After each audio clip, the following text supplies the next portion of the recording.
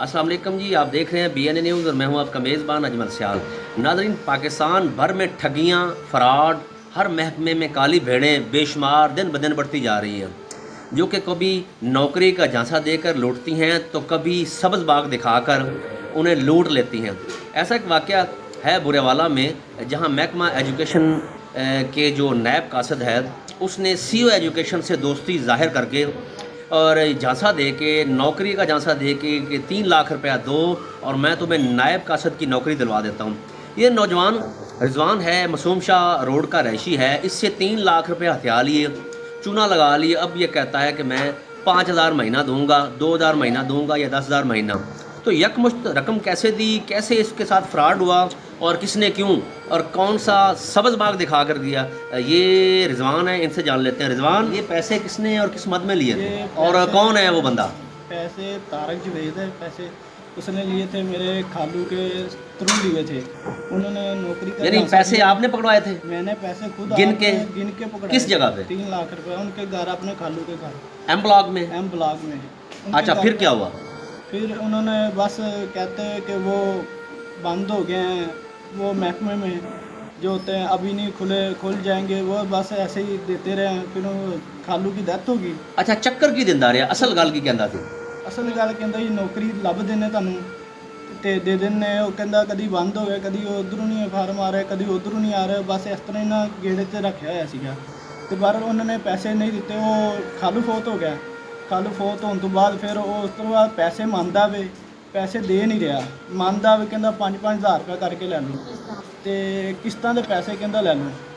ਤੇ ਮਰੀਮ ਨਵਾਜ਼ ਸਾਹਿਬ ਅੱਗੇ ਅਪੀਲ। अच्छा, ये दसो ਤੁਹਾਡਾ ਮਕਾਨ ਜਿਸ ਤੁਸੀਂ ਖੜੇ ਹੋ, ਇਹ ਆਪਣਾ ਹੈ ਜਾਂ ਕਿਰਾਏ ਤੇ? ਇਹ ਵੀ ਕਿਰਾਏ ਤੇ ਵੇ। ਅੱਛਾ, ਕਿਰਾਏ ਦਾ ਮਕਾਨ ਹੈ। ਔਰ ਕਿੰਨੇ ਜੀ ਖਾਣ ਵਾਲੇ ਨੇ? ਮਾਸ਼ਾਅੱਲਾ 10 ਜੀ ਖਾਣ ਵਾਲੇ ਹੈਗੇ।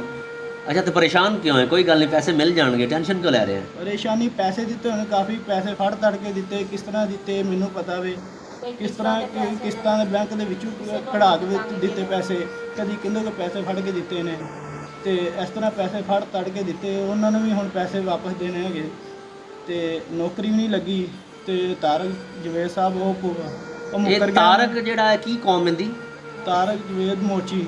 ਅੱਛਾ, ਇਹ ਜਿਹੜੇ ਤਾਰਕ ਜਵੇਦ ਮੋਚੀ ਹੈ, ਕਿੱਥੇ ਨੌਕਰੀ ਕਰਦਾ? 269 ਦੇ ਵਿੱਚ ਸਕੂਲ ਹੈ, ਕੁੜੀਆਂ ਦਾ ਸਕੂਲ, ਉਸ ਸਕੂਲ ਦੇ ਵਿੱਚ ਨੌਕਰੀ ਕਰਦਾ। ਅੱਛਾ, ਉੱਥੇ ਨੌਕਰੀ ਕਰਦਾ ਹੈ। ਇਸ ਤੋਂ ਪਹਿਲੇ ਤੁਹਾਡੇ ਨਾਲ ਫੋਨ ਤੇ ਕੋਈ ਰਾਬਤਾ ਹੋਇਆ, ਦੋਸਤੀ, ਜਾਂ ਉਹਨੇ ਇਹ ਗੱਲ ਆਖੀ ਹੋਵੇ ਕਿ ਅੱਜ ਦੇਣਾ ਕੱਲ ਦੇਣਾ, ਜਾਂ ਇਹਨਾਂ ਦੌਰਾਨ 9 ਮਹੀਨੇ ਵਿੱਚ ਤੁਹਾਡੀ ਮੁਲਾਕਾਤ ਹੋਈ ਹੋਵੇ?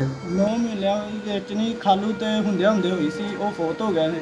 ਉਸ ਤੋਂ ਬਾਅਦ ਇਹਨਾਂ ਨਾਲ ਕੋਈ ਨਹੀਂ। ਹੁਣ ਤੁਸੀਂ ਕੋਸ਼ਿਸ਼ ਕੀਤੀ ਹੈ ਤੇ ਜਿਨ੍ਹਾਂ ਨੇ ਸਿਫਾਰਿਸ਼ ਕੀਤੀ ਉਹਨਾਂ ਨੂੰ ਕੀ ਕਹਿੰਦਾ ਵੀ 50,000 ਲੈ ਲਓ? ਉਹਨਾਂ ਨੂੰ ਕਹਿੰਦਾ 50,000 ਲੈ ਲਓ ਤੇ ਤੁਸੀਂ ਪਿੱਛੇ ਹਟ ਜਾਓ। ਯਾਨੀ ਜਿਹੜਾ ਬੰਦਾ ਅੱਗੇ ਜਾਂਦਾ ਉਹਨੂੰ ਕਹਿੰਦਾ 50,000 ਲੈ ਲਓ, ਤੂੰ ਪਿੱਛੇ ਹਟ ਜਾਓ, ਤੁਸੀਂ ਇਹਨਾਂ ਨਾਲ ਸਾਥ ਨਾ ਦਿਓ ਤੇ ਸਾਨੂੰ ਛੱਡ ਦਿਓ। ਕਹਿੰਦੇ ਅਸੀਂ ਆਪੇ ਇਹਨਾਂ ਨਾਲ ਕਰ ਲਾਂਗੇ। ਅੱਛਾ, ਤੁਹਾਡੇ ਵਾਲਿਦ ਇਮਾਮ ਮਸਜਿਦ ਨੇ? ਹਾਂਜੀ, ਉਹ ਮਸਜਿਦ ਨੇ ਮਾਸ਼ਾਅੱਲਾ। ਅੱਛਾ, ਤੇ ਇਹ ਜਿਹੜਾ ਮਕਾਨ ਹੈ ਕਿੰਨਾ ਕਿਰਾਇਆ ਦੇ ਰਹੇ ਹੋ? ਇਹਦਾ 6,500 ਰੁਪਏ ਕਿਰਾਇਆ ਦੇ ਰਹੀ। ਹੁਣ ਜਿਹੜੀ ਦਰਖਾਸਤ ਹੈ ਕਿੱਥੇ ਦਿੱਤੀ ਜੇ? ਐਂਟੀ ਕਰਪਸ਼ਨ ਦਰਖਾਸਤ ਦਿੱਤੀ ਹੁਣ ਤੇ ਮਰੀਮ ਨਵਾਜ਼ ਪੰਜਾਬ ਸਾਹਿਬ ਨਾਲ ਅਪੀਲ ਹੈਗੀ ਸਾਡੀ। ਯਾਨੀ ਵਜ਼ੀਰ ਆਲਾ ਪੰਜਾਬ ਜਿਹੜੀ ਮਰੀਮ ਨਵਾਜ਼ ਸ਼ਰੀਫ ਸਾਹਿਬਾ ਹੈ, ਉਹ ਹਮੇਸ਼ਾ ਕਹਿੰਦੀ ਹੈ ਕਿ ਸਰਕਾਰੀ ਅਦਾਰਿਆਂ ਨੂੰ ਮੈਂ ਸਿੱਧਾ ਕਰ ਦਿੱਤਾ ਹੈ ਔਰ ਬਹੁਤ ਸਿੱਧਾ ਕਰ ਦਿੱਤਾ ਹੈ। ਔਰ ਇਹਨਾਂ ਲਈ ਕਰਦੇ ਨੇ, ਇਹ ਫਰਾਡ ਕਰਦੇ ਨੇ, ਇਹਨਾਂ ਨੂੰ ਕੱਢ ਦਿੱਤਾ ਜਾਏ, ਇਹਨਾਂ ਦਾ ਕੁਝ ਕਰ ਦਿੱਤਾ ਜਾਏ। अच्छा, आपने ये नौजवान है, बेचारा जो है रिजवान, नौकरी के ख्वाब सजाए दिल में और इस इंतज़ार में है कि इसे 3 लाख रुपया वापस मिल जाएं, लेकिन अनफॉर्चुनेटली हर महकमे में काली भेड़ें बढ़ती जा रही हैं। और जब जुल्म हद से बढ़ जाता है तो इसका मतलब है जो बढ़ रहा है, तो इसका यकीनन यही मतलब हो सकता है कि आज के ज़माने में लोग बर्दाश्त कर रहे हैं। जब बर्दाश्त करने की ताकत बढ़ती जा रही है तो जुल्म भी बढ़ता जाएगा। इसको रोकने के लिए इस तरह के नौजवानों को सामने आना पड़ेगा। और ऐसे जो लोग हैं, करप्ट तरीन ब्लैकमेलर, जो नौकरी का झांसा देकर ख़ुद नायब कासद की नौकरी करने वाला शख्स और CO एजुकेशन से दोस्ती ज़ाहिर करके और मिनिस्टरों से दोस्ती ज़ाहिर करके 3 लाख बटोर लिए। ये बताएं, मैसेज क्या देंगे इन तमाम नौजवानों को कि इस तरह के झांसे से बचें? इस तरह के झांसे से बचें, इनसे जितना हो सके दूर तक बचें। इनको इन फ्रॉडों की वजह से बहुत सारा माहौल ख़राब है। तो मेरे प्यारे दोस्तों से गुजारिश है कि इनसे बहुत दूर से बचें। इनको जितना भी हो सके ना, इन फ्रॉड में झांसे में ना आए। یہ آپ نے ان کی بات سنی. ان کا یہ کہنا ہے کہ ان تمام فراڈی نوسربازی کرنے والے نوسرباز لوگوں سے بچیں. یہ فلرٹ کرتے ہیں, فراڈیے ہیں, کالی بھیڑیں ہیں, ہر محکمے میں ہوتی ہیں, ان سے بچیں کیونکہ یہ خود بھی ایک نیب قاصد ہے, تو کسی کو یہ بھرتی کیسے کروائے گا. تو ایسے بلیک میلروں سے بچیں. اور انہوں نے ایک مطالبہ کیا ہے C education Vehari, deputy commissioner Vehari اور تمام اداروں سے جو ان گنت قسم کی ڈائریاں بھیجتے ہیں, لیکن انفارچونیٹلی اس بھرتی میں جو 9 ماہ قبل نائب قاصد کی بھرتی محکمہ ایجوکیشن میں ہونے والی تھی, تو اس میں کم از کم 100 لوگوں سے پیسے پکڑے گئے ہیں. یہ انکشاف ہوا ہے. کچھ فیمیل سے بھی پیسے پکڑ گئے ہیں, لیکن وہ بیچاری عزت کی ماری وہ سامنے آن کیمرہ نہیں آ سکیں.